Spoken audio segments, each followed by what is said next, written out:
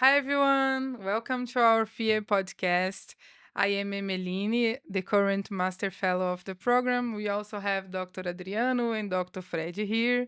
We have our professor, Dr. Flávio Rezende, and today we have also a very special guest. Welcome, Dr. John Kitchens. Dr. Kitchens is a retina surgeon from the USA. He works in Kentucky and he has studying about AMD, diabetes, and other retinal disease, and new approach in surgical techniques. So, to begin with, Dr. John, could you share with us a little about your background education? Yeah, sure, Emmeline. My name is John Kitchens. I am currently a retina specialist at Retina Associates of Kentucky here in Lexington, Kentucky. It's a private practice. We have 10 retina specialists here, and I've been here for 20 years. Prior to that, I did my fellowship at the Bascom Palmer Eye Institute in Miami, Florida. And I had the unique opportunity to do a chief residency year at Bascom Palmer, which was really very, very interesting and was a real game changer for me training wise. And then prior to that, I was a resident at the University of Iowa, which is a great, great ophthalmology department. And before that, I was a medical student at Indiana University, not far from where I live now, about 3 hours away. Oh, amazing. Wow. John, you didn't know that, but I finished my high school in Indianapolis. Fabio, you did? What high school did you go to in Indianapolis? Yeah, well, I was about 40 minutes south of Indianapolis. So it was in the suburbs, in a place called Mooresville, close Yes, to absolutely. Martinsville. Yeah, yeah. Oh, that's such a small world. How did you end up there? I was an exchange student,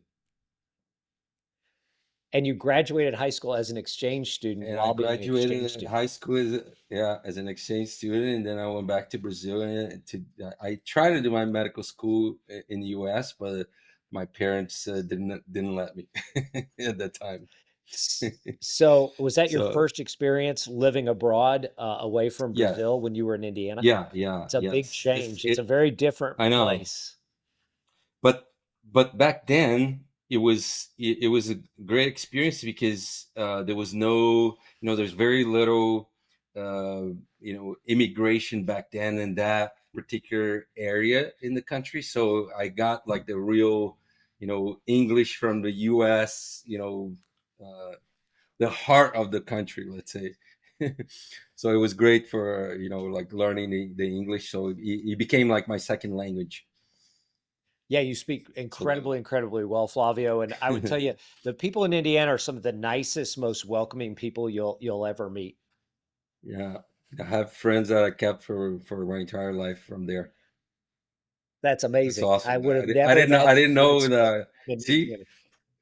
our path has crossed before somehow. Oh my gosh, that's great. Yeah, I grew up in Southern Indiana and then I did my medical school up in Indianapolis, which is, like you said, just about Wow. an hour north of where you went to high school. Right. That's such a So you amazing went to IU? small connection. I went to IU. Yep. Wow. Yeah, I did it like an English course as a second language there, so I had some diploma from IU as well. Now, what year did you Yeah. graduate, Flavio? Oh my God. So this was in 1990. So you were in Indiana then when Bob Knight was there and it was in Yes. the full Yes. basketball mode. So that was the Yeah. heyday of Indiana when Bobby Knight was the Exactly. coach. Everybody there Absolutely. loved basketball. Calbert Cheney was a really good player, I think, at that time. I was a huge basketball Amazing. fan, and growing up in Indiana, Wow. there's just nothing like college basketball there, except Kentucky basketball does rival Indiana basketball, especially now because Kentucky's been so much better Nowadays, for than sure. Yep. Yes. Oh, Wow. that's great. Right. That is absolutely Eh, fantastic. But so you decided to go into medicine because you had someone like in your family and stuff, or not at all? No, it's such a funny story. So when I was graduating high school, I didn't really have a lot of motivation. I was about a 3.4 student, graduating from a very Hmm. small rural high school in Southern Indiana. There were 40 people in my graduating class. I think I graduated like ranked 11th in my class, and I didn't know what I wanted to do. And so my mom said, you should go into pre-med because it sounds better to the girls. And it'll be easier to attract girls if you say you're a pre-med major. So I said, that sounds like a great idea. So I chose pre-med. And it's a funny story. My freshman year of college, I really struggled, actually. I got into college. I was a commuter and went to school about 20 minutes away from where I lived. And I found that my freshman year starting out, I was living still kind of in my past and not really getting into and adapting to college. And so I was really struggling. I was very lonely. And so I joined a fraternity, and then I had almost too much. It was, I ended up partying too much, and my Yeah. first and second semester did very, very poorly at school and ended up with a 2.8 GPA after my freshman year. And so I almost switched majors and went into writing because I love creative writing. And I worked for the maintenance crew during the summers. Very hard work, very physical labor. And they had said, we know your grades aren't very good. Why don't you drop out of school and join the maintenance crew? And maybe in 5 years, you could be the director of maintenance for the university that I was at.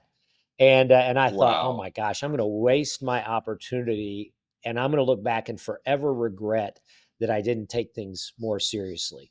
So when I started my sophomore year, which happened to coincide with when I went and met my wife, and we started dating, I said, I've got to get serious about this, and actually ended up turning things around. And then from that point on, I never got below an A minus in any of my classes, and ended up graduating with like a 3.6, doing well on my exams and getting into medical school. I mean, so it's very important because our crowd, it's young people that wants, they look up to, the major guys. And sometimes, like, we all start, like, most of us, we start like with humble stories, right? So it's amazing that you have this kind of experience. And then what happened? Yeah, so from then it was very interesting because I ended up going to medical school, as many people do when they start medical school, having nobody in my family in medicine. My parents were both teachers, my grandparents were teachers, and all of my relatives were basically grade school or high school teachers. I ended up not really knowing what part of medicine I wanted to be in, and ended up going through the first 3 years of medical school doing well because I was really engaged. I had learned how to study, Mhm. which was really Mhm. important. But my fourth year, I thought I was going to do internal medicine, and I got the wrong rotations as a fourth year student to get a good matching spot for internal medicine. So I decided, you know what, maybe I'm not supposed to do internal medicine. Maybe I want to do something procedural. And so the first rotation that I selected was ophthalmology to try some of the surgical subspecialties. We had very little exposure to ophthalmology Right. in medical school. It was all general surgery or primary care. So I ended up, doing ophthalmology, and I hated it. I was on pediatric ophthalmology, and the kids were horrible to examine. I did glaucoma, and back then you had no images. So you just basically stood there while the doctor said, the nerves, zero point 0.9 cupped a disc, and we're going to change this medicine or that medicine. But my glaucoma mentor at IU, a guy named Lou Cantor, who I'll forever be grateful for, was going out of town to give a talk. And he said, you can go Thursday and Friday, you can take a break, you can go to the library, or you can go watch surgery. And so I went down to the operating room to watch surgery. And I saw that a mentor of mine, Ron Danis, actually was doing retinal surgery. And so I went into the OR with Ron and asked if I could watch. And one of the things that Ron brought to the university and was very good about was showing surgical videos while he was doing the cases. And so I walked in, and here he was. This was back in 1998. He was doing a CMV retinitis, retinal detachment repair, and he had a big 40-inch plasma screen TV and was showing his surgery. And I just remember walking in and saying within 5 minutes, that's what I want to do. Like, this is the most beautiful surgery I could ever imagine. And then I came back and watched him operate again the next day. And then I, said, can I do a rotation with you? And I switched everything else that I had to doing retina, doing some retina research, and really pursued ophthalmology in order to do retina. I ended up graduating. I did well in medical school, but not great. And as I interviewed, I had an opportunity to interview at the University of Iowa, which is a great program. But because it's in Iowa, not a lot of people are attracted to it. Not a lot of top tier people are attracted to it, or at least at that time were. So I thought this may be my one chance to do better than I expected and get into a really great residency program. And so it was my top choice. And so I just lucked out and ended up matched at the University of Iowa. I later found out after I graduated from residency, the chairman paid me a great compliment. And he said, when I was graduating, he said, he's one of the best residents we've ever had. And he's also the lowest ranked resident we ever matched, the lowest ranked medical student. So I guess they had never gone to 25 on their match list. But that year, for a variety of reasons, I was ranked 25th. And they dropped all the way down to 25th. And I ended up getting matched there, which was a definite game changer because from that training program, I was able to get into Bascom Palmer and was able to get the chief residency spot, which just has been so fortuitous. Awesome. Wow. And so then you went to Bascom from Iowa. Yeah, Bascom was a super magical place, Flavio. I got to say, I was at Iowa from 2000 to 2003, and we had such great faculty there. Culver Bolt was a real mentor. Ed Stone, who's a great genetics person, was there. Tom Weingeist was the chairman at the time, was a tumor person, and Jim Folk. And we had a lot of great retina mentors, but Culver was best friends with Tim Murray. And Tim was really a young faculty member at Bascom Palmer, very involved with the fellowship training program. And Tim had reached out after we all interviewed for resident or for fellowship at Bascom Palmer. And he said, Culver, it is very rare that we need a chief resident from outside Bascom Palmer. In fact, for about 5 or 10 years before I got there, all of the chief residents had come from within Bascom Palmer. And since I was chief resident, all of the chief residents have been, from Bascom Palmer as residents. But this year they only had one person that wanted to go into retina and stay at Bascom Palmer. The other applicant actually went up to Boston to do uveitis, and her husband was up in Boston, so she didn't want to stay. So they really needed to know that they were going to get somebody that they thought could do the job. And so since Tim and Culver were best friends, Tim said, can this guy do it? And Culver said, if anybody can do it, he can do it. So I had to actually drop out of the match. I'll never forget, after interviewing at Bascom Palmer, I said, this looks like a great program, but I really don't want to go someplace where there's a chief resident that's doing most of the surgery. And, you kind of feel like maybe a bit of a second tier fellow. It's not really the case. The medical surgical fellows get a lot of surgery. They get great mentorship. They get great training. But at the time, I kind of thought that. So I ranked it very low. And then I was in the cafeteria one day, and Carmen Pugliafito, who was our chairman at the time there, called me up and said, hey, we want you to come do the chief residency year. And he said, but we need to know within the next 24 hours. And so I thought, I don't know this guy, so I need to check and make sure. So I had to drop out of the match. I asked my wife, and she said, live in Miami for 2 years. Absolutely, because it's not cold, and Iowa was very cold at the time. So we dropped out of the match and ended up going down to Bascom Palmer. And in that situation, what the chief residents do is you do a 1-year fellowship where you do mainly focused on doing surgery, and you do a lot of surgery in that first year, mentored.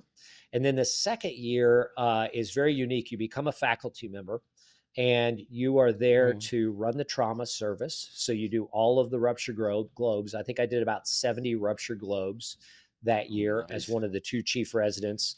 And you do all of the indigent patient clinic. So Jackson has Dade County in Miami has a public health trust set up where all of the indigent patients and the uninsured patients can come into Bascom Palmer and get care.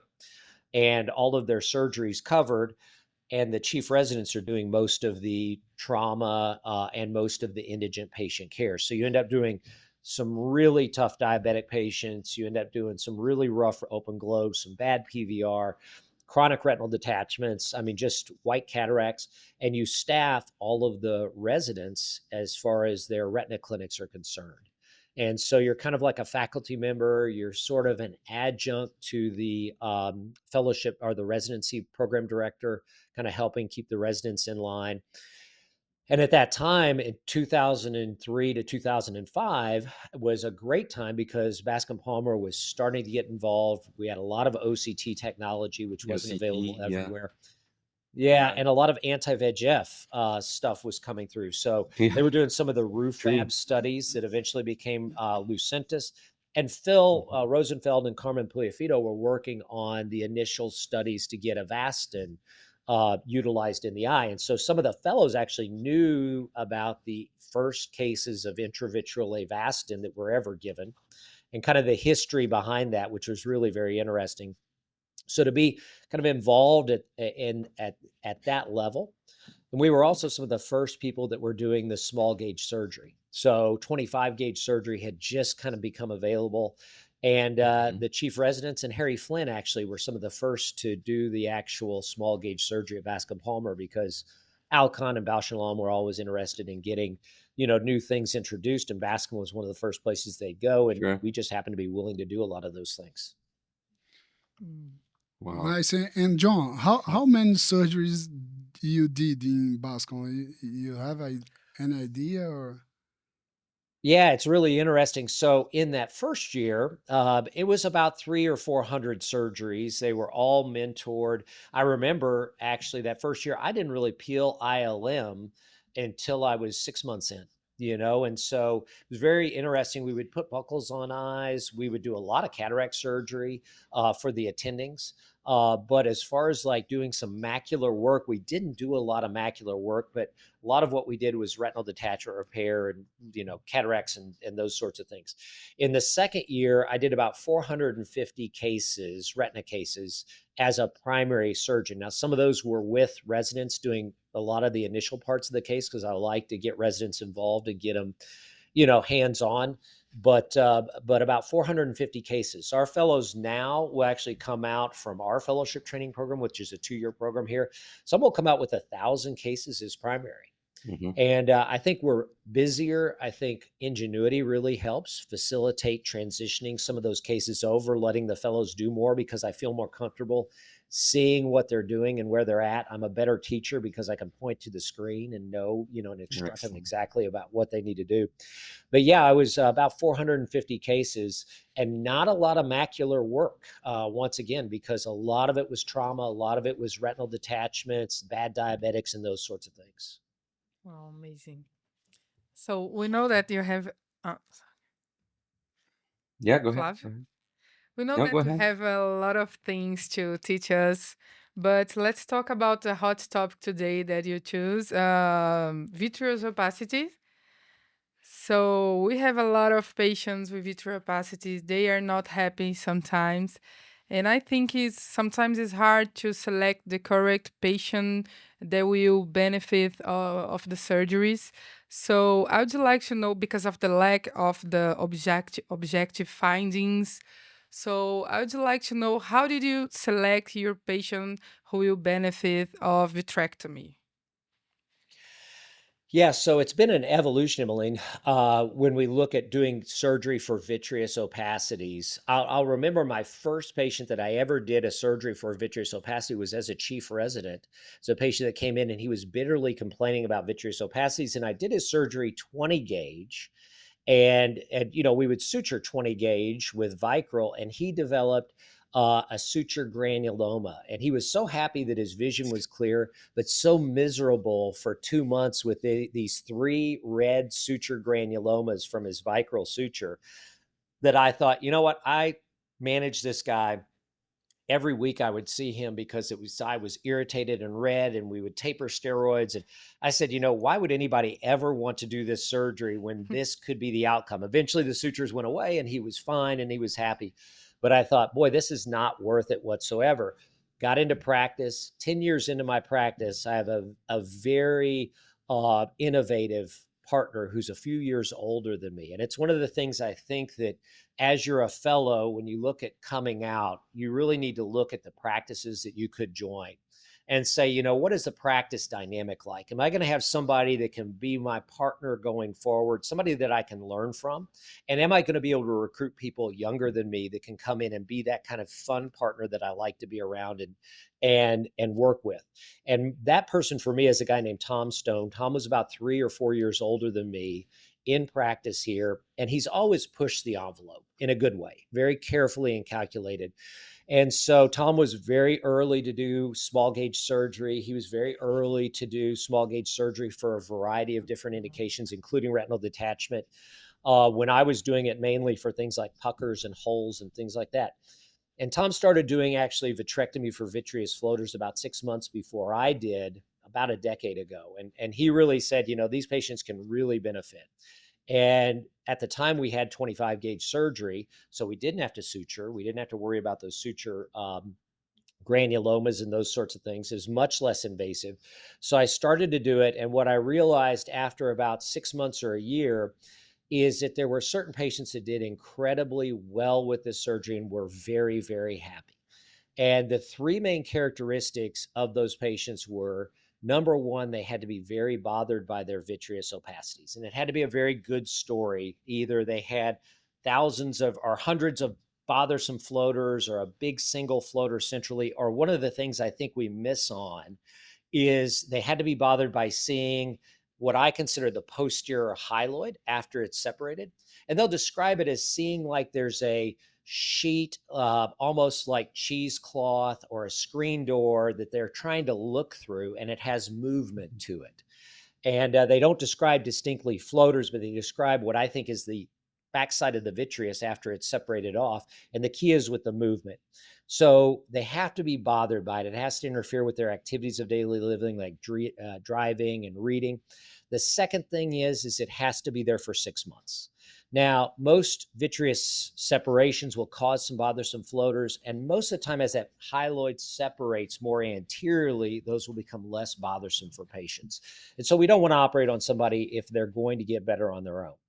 The third thing is I really do prefer patients are pseudophakic, because most of the time we're going to cause the cataract to advance. And so if they're pseudophakic, it's a no-brainer. If they're phakic, it's not an absolute contraindication, but I do kind of go into it a little more slowly and define the risks a little bit more for that patient, especially when it comes around to the development of a cataract. I really worry about taking a patient that's in their mid 30s or 40s that are bothered by a few floaters and end up, you know, having a cataract by the time that they're 45.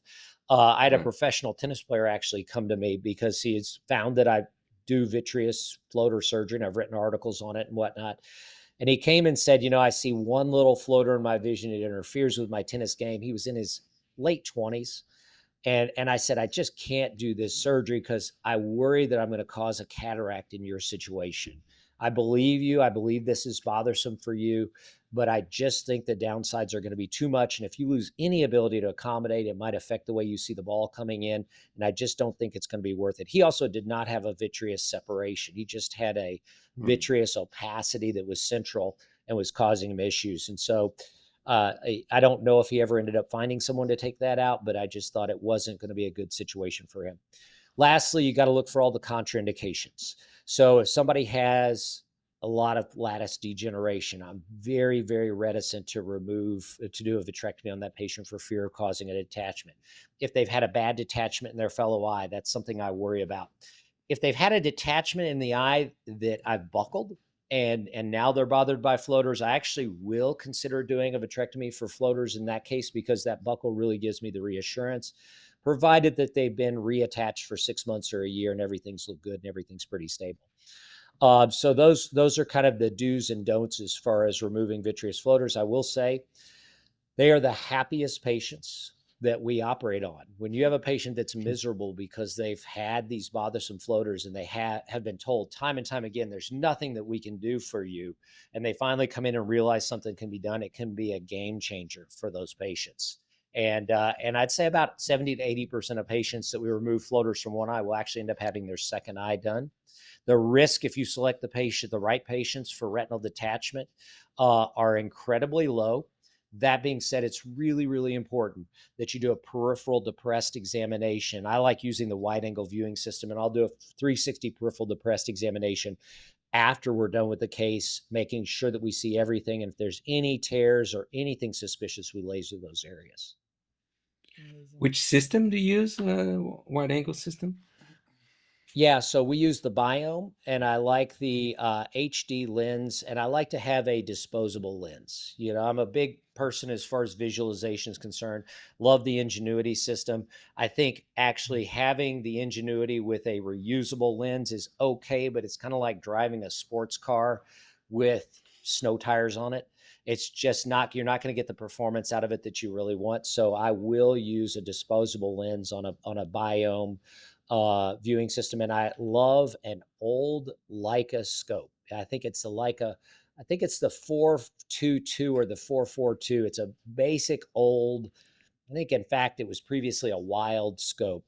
But one of the things that pairs it so nicely with the Ingenuity system is that the oculars are set, just the eye holes actually for the oculars to come out of are a little bit wider than what you get with the Zeiss. And so it gives you just a little bit of an enhanced stereopsis. Because one thing that I found with the Ingenuity is that you see more of the scratches of the lenses that are reusable. And that I 100% agree with you that having a disposable lens for the Biome, it enhances the image using the Ingenuity. In resume, you operate patients that have more than 6 months of symptoms that are very bothered with the floaters and with a PVD and an IOL, right? That's mostly what I like. So that would be the perfect patient. I also have a good experience. I tend to operate on those. But when do you perform the floaterectomy in a phakic patient? And when do you perform a floaterectomy with no PVD? Yeah, so two great questions. And then the last question I would add to that is, do I try to introduce a PVD if they don't have a PVD? So I will tell you that, first of all, I will operate on a phakic patient if they're extremely bothered by their vitreous opacities. I just try to make them very aware, hey, this might accelerate a cataract. I also try to limit how anterior I go to remove the vitreous. So I try to just go in and do a much more limited vitrectomy in those patients that are phakic and just try to get what I think is bothering the patient and making sure to switch hands to do left hand, right hand. And I don't try to cross over as much to avoid that potential for causing a cataract in those patients. If a patient does not have a PVD, what I have to hear is that they have symptoms that are very consistent with floaters giving them issues. So I spend a little bit more time if they don't have a PVD trying to, isolate exactly those symptoms. And I do depend more when I'm looking at those patients actually seeing what they're describing.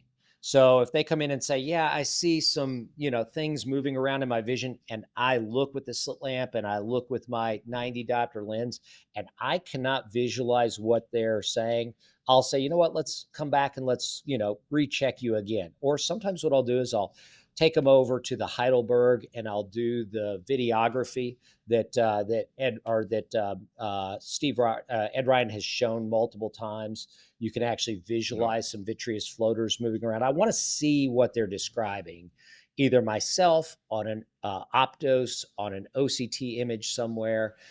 Usually it's the reference image. And then if I can see that, I'll feel more comfortable that actually I have something that I'm trying to achieve. And in those patients, I may try to get a vitreous separation in a very cursory fashion, but I don't aggressively try to cause a vitreous separation.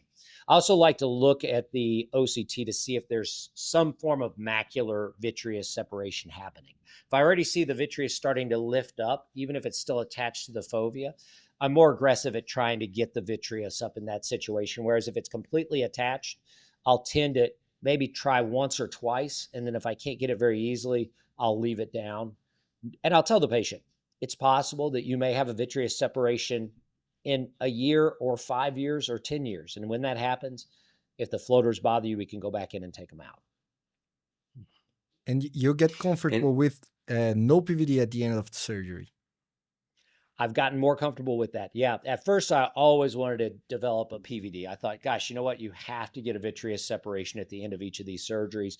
And frankly speaking, I've had some cases where I just simply couldn't get it. Not necessarily with vitreous floaters. I'm just less aggressive trying to get it with vitreous floaters.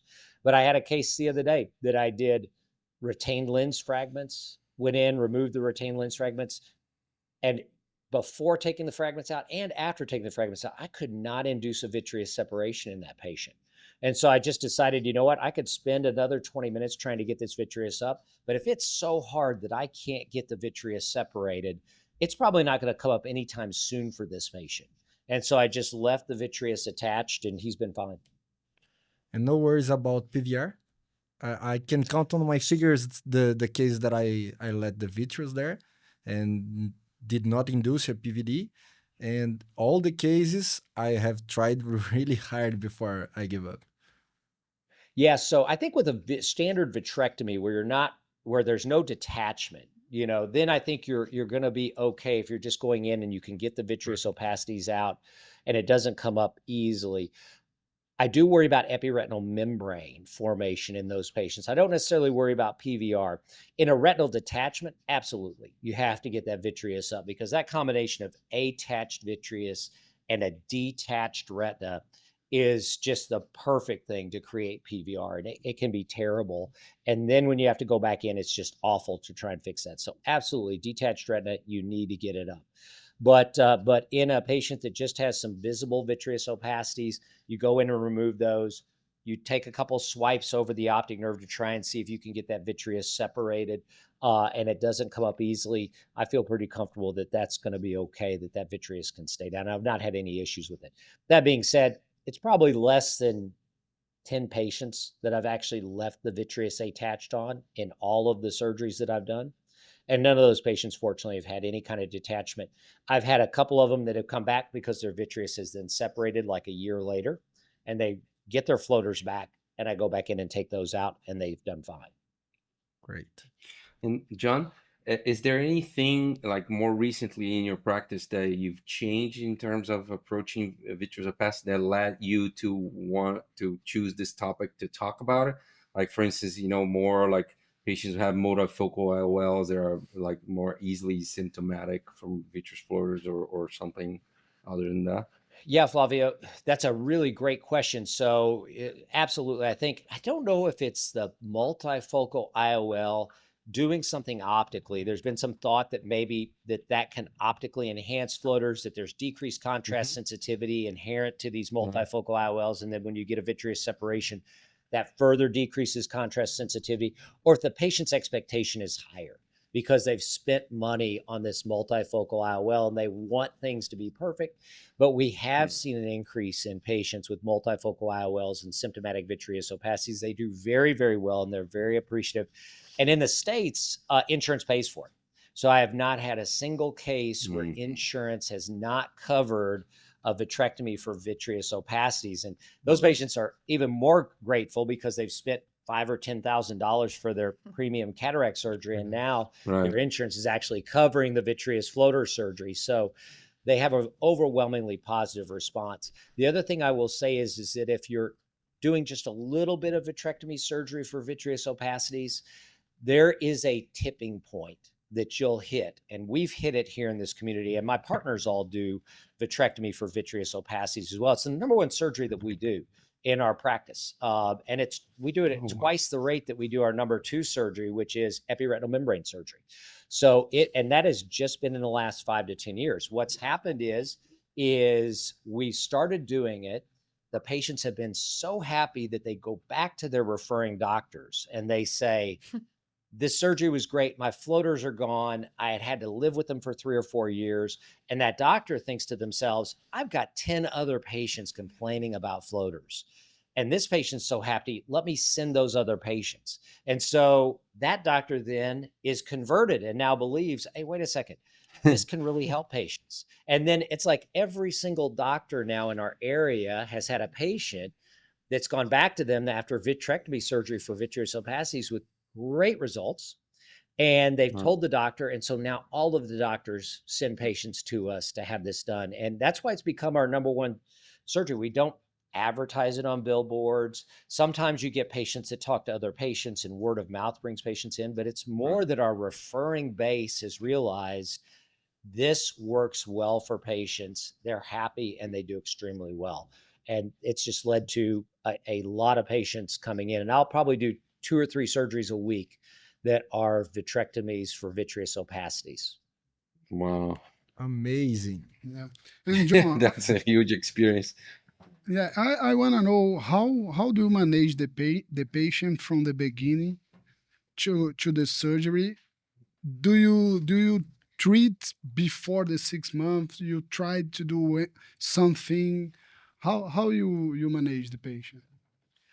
Yeah, that's a really great point, is that discussion before you actually have the patient in the operating room. And I like to have that discussion myself with the patient.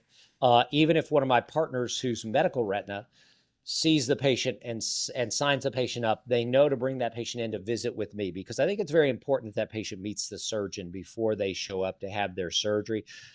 I'm very careful. I want to hear from the patient first and foremost. So I go into the room, and before I ever do anything, I say, so tell me what's bothering you, so that they can actually tell me in their own words. And I spend a lot of time trying to listen for the characteristic signs of vitreous opacities.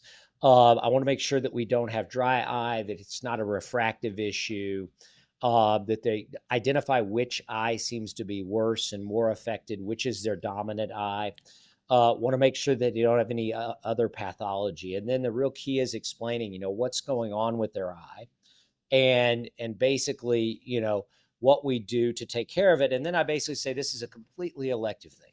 If it's bothering you enough that it's affecting your driving, reading, and it's making you unhappy in life, then we can do something for you.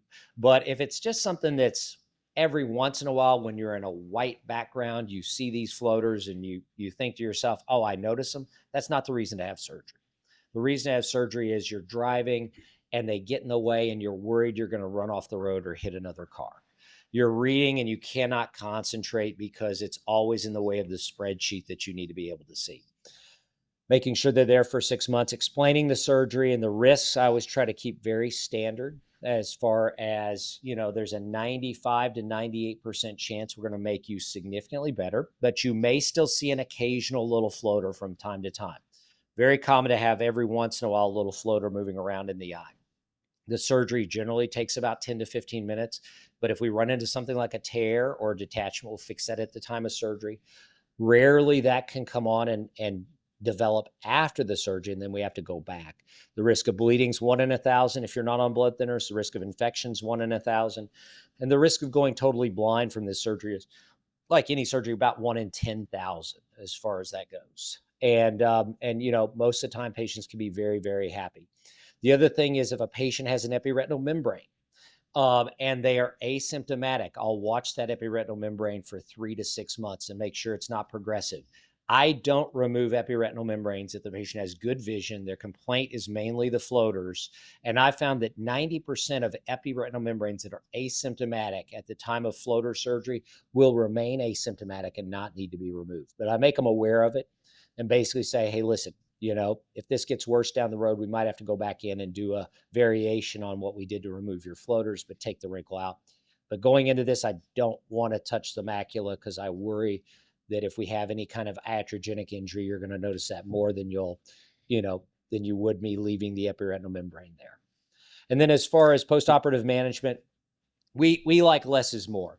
And this is something that, once again, I'll give credit to Tom Stone for pushing forward. For all of our surgeries now, except for lens cases and uveitis cases, we will use antibiotic ointment twice a day for a week. and that's it.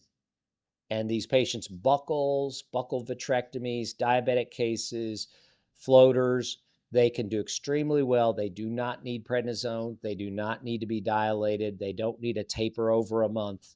You can basically, after a week, stop the twice-a-day ointment. It could be erythromycin, it could be Tobradex, tobramycin, whatever ointment you want to use. And then at that point, if they look good and they want to have their other eye done, we'll do their other eye. But if they look good and they're happy, after a week, I'll get them back to their referring doctor for follow-up. And so it's a very quick, they spend very little time in our clinic. Once they're happy and they're having no issues, I get them back knowing that if they get a rare case of CME or some other issue, their doctor's going to send them back to us. And have you guys do any change in anesthesia? Do you in local anesthesia? I mean. Yeah, so Flavio, we used to do retrobulbars, then we started doing peribulbars more often. I found that with the peribulbars, which I did for several years, I wasn't getting a good drape because you'd have to drape the patient first, and then you do the kind of block the patient, and a lot of times they would squeeze. And I absolutely hate seeing any eyelashes in the field. I take a lot of care to make sure that we don't have eyelashes. I think it's a risk for infection. And so I've gone back to doing retrobulbars now. And actually, I've gone back to doing more cases under general anesthesia in our surgery center. We do 100% of our cases in surgery centers now.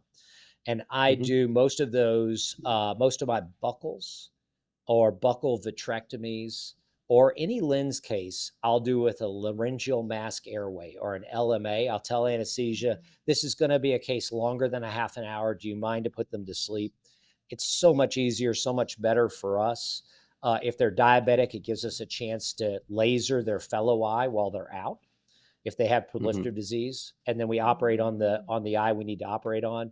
And for buckles, since they go just a little bit beyond an hour, and sometimes those patients can get irritated when we're closing the conjunctiva, we'll basically do an LMA, put them to sleep, block the eye, operate on the eye. They wake up in the recovery room. For epiretinal membranes, macular holes, floaters, we'll leave them awake, but just do a retrobulbar block. John, I did hold on.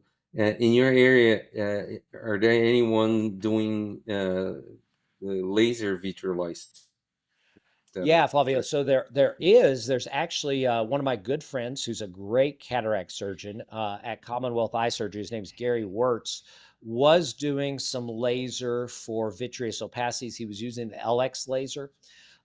He said his experience was it was okay to break up a single floater. Like if you had a bothersome Weiss ring, he said he could break that up with, multiple shots. I think several hundred shots. He could break it up to the point where 60 to 70% of patients, and I'm paraphrasing Gary because it's been several years since we talked about this, would be less symptomatic. But if they still had issues, he would send them to us to do the vitrectomy. Ultimately, I think Gary found that it was too time consuming to do the laser vitreolysis. It would take, you'd have to shoot with a single spot of a YAG laser. It would break up part of the floater, but then it would drift away, and you'd have to refocus and wait until the floater settled, and then you'd have to do it again. It was higher energy than what you need for a YAG capsulotomy, and it required several hundred spots to actually fully break up a floater, and it would take 20 to 30 minutes to actually do this. And so finally he just said, you know what, this is just not worth it. I'm just going to send these patients to you all. And I don't think he currently does the laser vitreolysis anymore. So it's taking longer than your vitrectomy. much longer. 3 times as long. And I know that because I would have patients that would say, I had to sit at that slit lamp, for a half an hour while they did this, and with a contact lens on my eye. And meanwhile, for your surgery, they brought me back, they put me to sleep for the block. And by the time I woke up from the block, I was in the recovery room and everything was done. Right. And that was not a general anesthesia case. It was just the fact that they would hit them with some propofol and they would knock them out for the block, and they'd wake up and the surgery was over. Do you leave the eyes with BSS or with air? BSS, typically with BSS. Yeah, if I find a tear, I'll laser and leave them under BSS. If there's any fluid detachment or anything like that, then I'll put them under typically SF6 gas. And you only leave antibiotics drops and no steroids, right? In the post-op. No, I'll do a subconjunctival injection of antibiotics, and then I'll do a subconjunctival dexamethasone at the time of surgery. And then basically antibiotic on the eye. And then the next day they come back and we call them in a prescription for antibiotic ointment that they use twice a day. Okay. So only dexamethasone on the subconj space. That's right. Great. Wow, amazing. For all of your cases or just floterectomy? Everything. Everything. Everything. Yeah. Everything except for lens cases. If we're doing something that we manipulate the iris, then I'm going to use typically difluprednate 4 times a day, and I'll taper that over the first month. We actually did an ARVO poster a few years back where I had one of the fellows actually look to see if we had any increased rates of CME using just topical antibiotic ointment and not using any steroids. And the rates were equivalent. We looked at a year prior, I think it was a year prior to us doing antibiotic ointment only, when we did cycloplege the patient, we did our steroid drops with a taper, and we did antibiotic ointment. And then the year after we started using antibiotic ointment, there were no differences in patients that came back with macular edema that required topical therapy. And do you perform phaco vitrectomy combined at the same time? So I do not, actually. It's very interesting. In the US, most of our referring doctors are optometry, but we have some general ophthalmologists who refer to us, and they're very protective of doing phacos. So most of those doctors want to do the phacos, and I'll be honest with you, the phaco part of the surgery takes longer than the vitrectomy part of the surgery. So about 15 years ago, I decided, you know what, I'm going to be done doing cataract surgery. And it's a lost part of my past, because when I was training in Iowa, I actually won a national cataract surgery competition for residents. It was a great honor at the time, but it was a surgical video contest. I won $5,000, and I think they still do it to this day. They grade your surgery. And so I feel like I was a very good cataract surgeon. But it's just become too much of a hassle. And with all of the premium lenses and all of the astigmatic correction, I got to the point where I felt like we just couldn't do it as well. It took us too long to do the case combined. So if I need cataract surgery, I'll send them to get the cataract done first. If I can do my case first, I'll go ahead and do my case from that standpoint, and then get the cataract out afterwards. So the steroid drops that you don't put in the post-op period, only for vitrectomy and buccal, no phaco vitrectomy, right? That's right. No phaco vitrectomy. If I was doing phaco vitrectomy, I would actually do difluprednate as a full taper. I think anytime you're messing with the iris, including using iris hooks, doing anything that you're manipulating the anterior segment, I think it's important. But surprisingly, if you don't mess with the anterior segment, especially don't mess with the iris, you really don't seem to get any issues with macular edema. And if I do have a rare situation where I'm worried about it, sometimes I'll do a cut down and do a peribulbar Connolly injection at the end of my case. But for the most part, I haven't done that probably in the last year or two. Great. Amazing. We're gonna have to wrap it up, but I have one more question. I think it has always been one of the things that I'm most impressed about you, John, is how good of a speaker you are. Did you do any particular training for that? Did you prepare yourself, or this is just like a natural gift? Flavio, you all ask such great questions as far as that goes. So speaking's always been a passion of mine, actually. I'll go back to and credit my training. So when I was at the University of Iowa for my residency, one of the very unique things about that really good residency program, great residency program, is the fact that they have daily grand rounds. So every single day, Monday through Friday, you'll have grand rounds. It'll start, I'm trying to remember, I think it would start at 7:30 and it would end at 8:15. And they would have 2 presenters at the grand rounds. So you would be presenting a lot. And so when I was a third year resident, when I was finishing my residency, when I was in charge of grand rounds for a period of like 2.5 or 3 months, I decided that for one entire month, I was going to present every grand rounds. And this was very well accepted because most people, by the time you're into the second half of the year, you're tired of presenting because you're having to present once or twice a month, typically, as a resident. Right. So I decided I was going to present every grand rounds for an entire month. And I did. I presented a case every day when I was in charge. Part of the reason I did that was because I hated asking people to do grand rounds because I knew most of them didn't love doing it. And so that really got me interested in speaking. And then I went down to Miami. Bascom Palmer's grand rounds is once a week, and it's a very big deal. There's more than 100 people that come into the auditorium. Back in the day, Dr. Puliafito would really grill you, and so you had to prepare a tremendous amount. So that was a little more nerve-wracking, but really what helped greatly was when I first got out and started into practice, I thought, I think I really want to be someone who's involved and does a lot of stuff and is involved in societies. And Carmen Puliafito was very kind in that he, as a young person just out working in private practice in Kentucky, he very much involved me in a lot of speaking opportunities that he had. And he had no reason to. I had no great reputation or anything such as that, but he knew that I really enjoyed speaking. And so I had a chance to really get involved early on. Genentech also tapped me as one of their speakers early on as well and gave me the opportunity to go out. And honestly, I just would speak everywhere. So I would speak for local groups. I would speak at the Goodwill here in town, to the chronic pain support group. Just anybody who wanted to talk, I would go and give that talk. And so hundreds of talks that I gave to just get better at creating talks and giving talks. And so now it's just become kind of a second nature sort of thing that really has been a passion of mine and something that I love to do as much as I love to do retina. And I'll go back to my origin, which is a family full of teachers. My dad taught me and my mom taught for 40 years, and really speaking is teaching.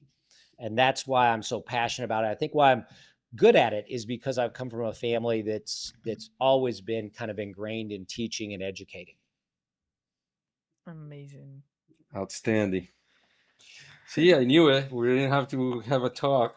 We didn't have to present any slides. This is the best speaker. No, this has been great. And Flavio, it's like you just knew so much about me. It's really an impressive. You all did a great job, and this is a fantastic setup. I really think this is a wonderful thing that you all have going on here. Yeah, we're trying to select the good guys to come speak with us. A real honor. Thank you very much, John. Thank you. No, thank you guys. Thank you for having me. We've all learned a lot Amazing. today. Thank you so much. So, Now, do you guys know where you're going to actually go to work when you're done? We are already done. We are already working. Excellent question. Oh, the Master Fellow is for graduated fellows. after fellowship. okay. Yes, it's after the So fellowship. you're out of fellowship. Okay. Yes. We ended the fellow. We all live in São Paulo, so we practice here in São Paulo, Brazil. Okay. And are you in the same practice? No, different practice. hospitals and different universities. And were you Yeah, so all this fellows together at the same time with Flavio? Yes. Yeah. yeah. So Explain that, the way this- Flavio. Yeah, exactly. The way this program works, that these are for fellows that just graduated or recently graduated, and they want to do something else, do like a next step, go do more complicated cases or alternative surgical techniques. I saw a gap on the training in Brazil. And so as my father passed away during the COVID, and he was a very well-known teacher in Brazil, I decided to do something in his honor at some point, and that's when I created this program, which we created last year. And so they were the first fellows that I recruited for this program. So they finished their fellowships, and now they're doing like extra year or two just to fine tune to get like let's say a North American type of training, enhancing from whatever they learn in their programs. That's amazing. You know, it's so hard to do that when you finish a fellowship and you've worked so hard Yes. to be able to say, I'm going to continue to do something else to learn more. And so that's really a great credit to you all. And it's better to do it now while you're young and still impressionable. You know, I think too many times the problem is we get out and we never get to see how other things are done. We just do things like we did them in training. And you guys now are having an opportunity to kind of have your mind expanded and not just come out as many Flavios, but to come out and basically learn from other people. And if anybody ever wants to come up and spend time here, feel free. We've got an extra bedroom in the basement. You can stay, spend a couple Awesome. of weeks here. And I would love Yes. to introduce you to any and everybody that in my network, because there's some really fun and interesting people to come and learn from. We just actually, I gave a talk about 4 months ago in Norway and had a chance to have dinner with the doctors from the department there in Oslo afterwards. And we were talking about their practices, and they said, you know, we've run out of space and the department doesn't know what to do because we cannot build where we're at. And so I said, well, you know, where do you go to see satellite patients? And they said, what do you mean satellite patients? And I said, oh, we have satellite clinics here where we go and see our patients out in the community. We don't just stay in one clinic. We actually drive an hour or 2 hours away to see patients. So they're actually just opening their first satellite clinic. They were in town today to watch how we do things. And they came out of it and said, you know, the way you do things is so different than how we do things. And we're going to adopt a lot of the things you all do to make us more efficient. And so by what you're doing is very similar to that. You're getting out of this and seeing how different things are done. And you can bring practices back to Brazil that can be really revolutionary. So I would encourage you to keep doing this. And if I can help in any way, let me know, because I'd be more than happy to host you or connect you up with some of my friends or network to have a chance to see other ways that things are done. Thank you, John. Great, Thank you. John. Great. Appreciate it. Thank Very you. nice. Thank you. So, Very nice. unfortunately, our time is running out. I'd like to say thank you, John, for joining us today. Thank you, Dr. Flavio, our professor. Thank you, my colleagues, Dr. Adriano and Freddy, and a special thank you to you, our listener. I hope you found interesting and informative, and see you in the next episode. Bye. Thank you, guys. Thanks, John. Thank you, you, John. John. Bye. Thank you.